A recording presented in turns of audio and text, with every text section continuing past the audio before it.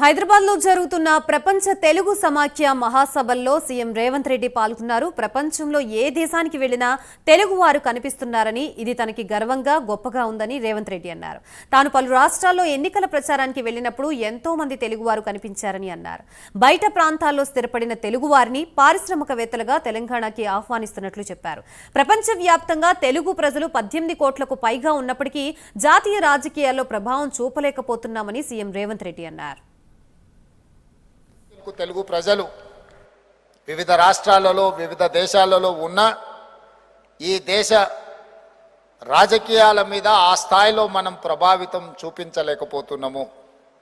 దీనికి గల కారణాలను మనం విశ్లేషించుకోవాల్సిన అవసరం ఉన్నది. అదేవిధంగా ఆనాడు శ్రీ రాజీవ్ గాంధీ గారి దేశానికి కంప్యూటర్ని పరిచయం చేసి ప్రపంచ దేశాల ముందు సాంకేతిక నైపుణ్యాన్ని దేశానికి అందించిన తర్వాత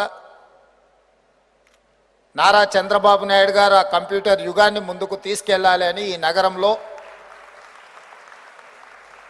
ఐటీని వేగంగా అభివృద్ధి చేసే ముఖ్యమంత్రిగా, ఒక రిఫార్మిస్ట్గా వారు నిర్ణయాలు తీసుకోవడంతో ఈరోజు ఈ ప్రాంతం అంతా అత్యంత ఆధునిక సాంకేతిక నైపుణ్యంతో అభివృద్ధి జరుగుతుంది. ఈ అభివృద్ధి ప్రపంచంతోనే పోటీ పడే విధంగా మనకు అవకాశాలను కల్పిస్తుంది. ఆర్థికంగా అభివృద్ధి పదం వైపు నడపడానికి ఉపయోగపడ్డది.